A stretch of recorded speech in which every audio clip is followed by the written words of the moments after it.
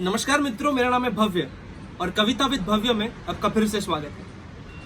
आज बहुत ही खास कवि, लेखक, डायरेक्टर, एवरीथिंग, बहुत ही बड़े लेखक हैं, बहुत ही बड़े लेजेंडरी इंसान हैं हमारे इंडस्ट्री के। पिछले 5 डेकेड से वो इंडस्ट्री में है।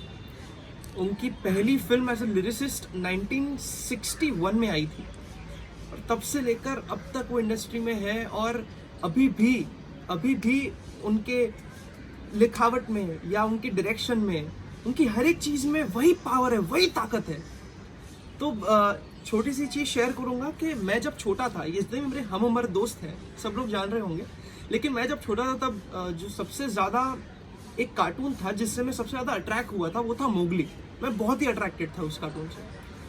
उस मोगली का जो टाइटल सॉन्ग जिन्होंने लिखा था, जंगल जंगल बात चली है पता चला है, वैसे गुलजार जी, जिनका असली नाम है संपूर्ण सिंह कालरा, उनकी आज मैं कविता बोलने वाला हूँ। सच कहूँ तो उनकी कविता बोलने के मैं लायक नहीं हूँ, उनकी कविता बोलने की मेरी औकात नहीं है, लेकिन मुझे मेरी पहली कविता के नीचे मैंने ऐसा कहा था सब लोगों को कि मुझे बताइए कि मैं किसकी कविता बोलना चाहिए, आप मुझे बताइए।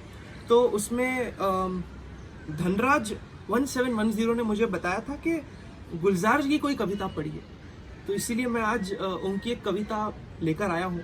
मेरे पास उनकी किताब नहीं है क्योंकि लॉकडाउन की वजह से मैं उनकी किताब रख नहीं पाया मेरे पास, लेकिन मैंने कविताकोश.com से मैंने उनकी एक कविता है जो मैंने मेरे पास रखी है। कविता का नाम है एक नदी की बात सुनी।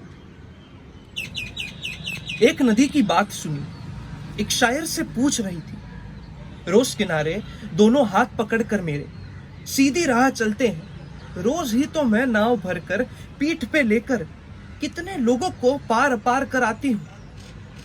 रोज मेरे सीने पर लहरें नाबालिग बच्चे के जैसे कुछ कुछ लिखी रहती है। क्या ऐसा हो सकता है जब कुछ भी ना हो, कुछ भी नहीं, और मैं अपनी तह से पीठ लगा के एक शब्द रुकी रहूं, बस ठहरी रहूं और कुछ भी ना हो। जैसे कविता कह लेने के बाद पड़ी रह जाती है, मैं पड़ी रहूं। अब इसमें गुलजार जी हमें ही कह रहे हैं, ये हम जो फिजूल के बैगेज लेके घूमते रहते हैं हर चीज को लेकर, we have to stop that.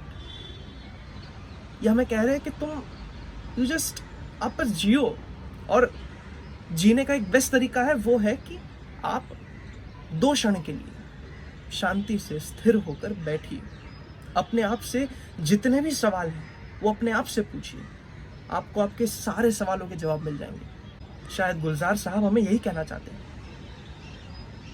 Thank you Dhanraj, आपने मुझे गुलजार की कविता कहने का मौका दिया। सो अगले शनिवार मैं फिर से आऊँगा एक और नई कविता लेकर। तब तक के लिए अपना ख्याल रखिए, प्लीज़ घर पे रहिए। Until I see you next.